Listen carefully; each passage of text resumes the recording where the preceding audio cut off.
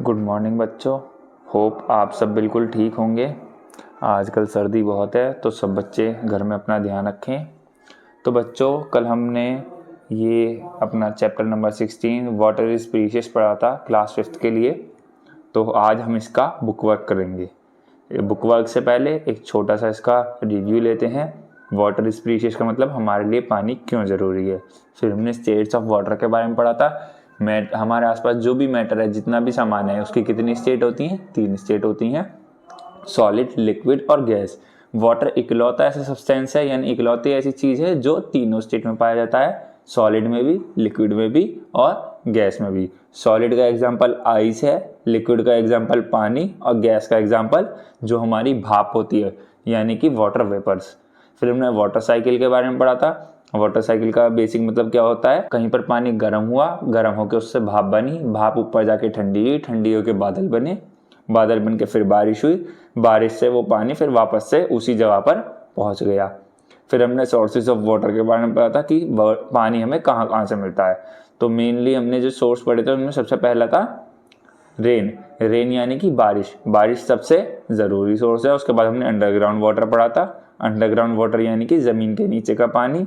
फिर हमने surface water पढ़ा था, यानी जो कि हमारे आसपास झीलें, नदियाँ ये सब होती हैं, इनसे जो पानी मिलता है वो कौन सा होता है? Surface water. फिर हमने कैनल्स और डैम्स के बारे में पढ़ा था, जो कि एक मैन मेड स्ट्रक्चर होता है जिससे पानी को रोका, पानी के बहाव को रोका या फिर कंट्रोल करा जाता है। ठीक है। उसके बाद हमने सेफ हैंडलिंग ऑफ वाटर, इसमें पढ़ा था कि हमें पानी किस तरह से इस्तेमाल करना चाहिए कि वो वेस्ट भी ना हो और हमारे काम भी आए। फिर हमने स्टोरेज ऑफ वाटर के बारे में पढ़ा था कि पानी कैसे कैसे स्टोर किया जाता है। ठीक है ना। अब हम इसके बुक एक्सरसाइज करेंगे।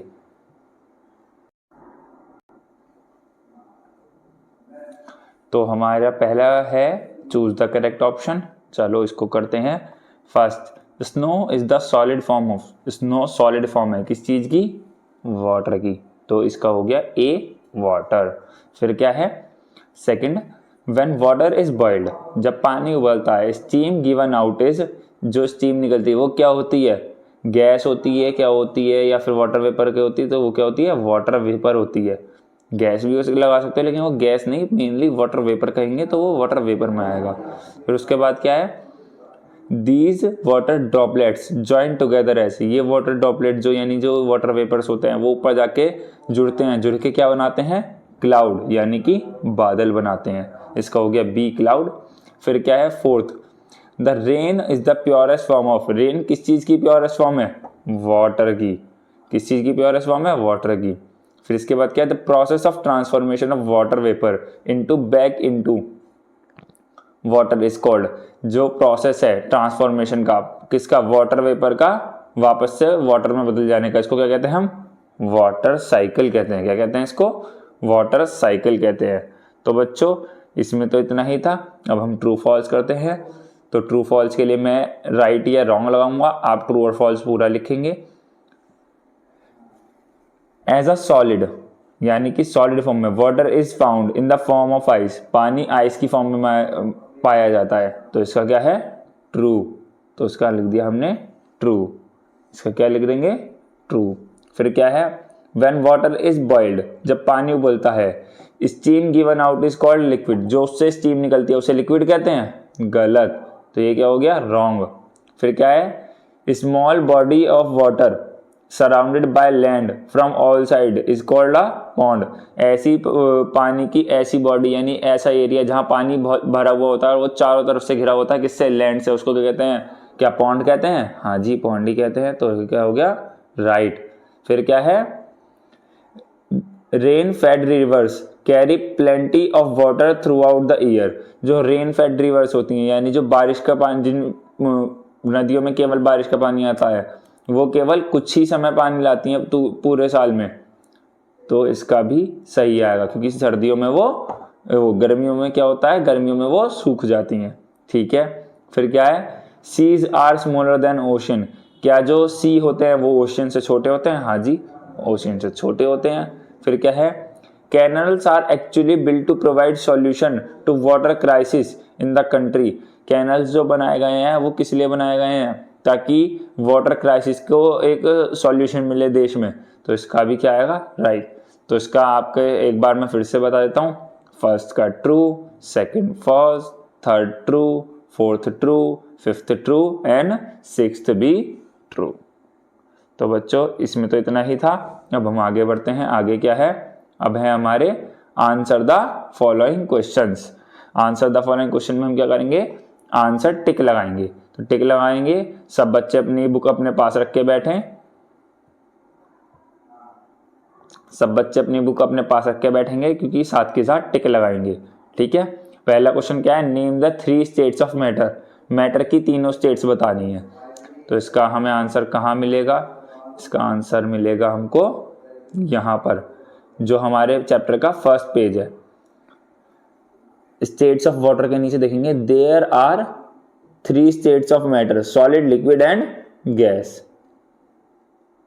तो गैस तक हो गया। ये कौन सा हो गया हमारा आंसर नंबर 1, कौन सा, ये आंसर नंबर 1 है, ठीक है बच्चों। अब इसके बाद हम क्या करेंगे, क्वेश्चन सेकंड पढ़ते हैं। क्वेश्चन सेकंड क्या है, how are clouds formed, clouds कैसे फॉर्म होते हैं। तो अब इसका आंसर देखते हैं। इसका आंसर थोड़ा सा बड़ा हो सकता है, दोबारा से इसका आंसर लगाएंगे।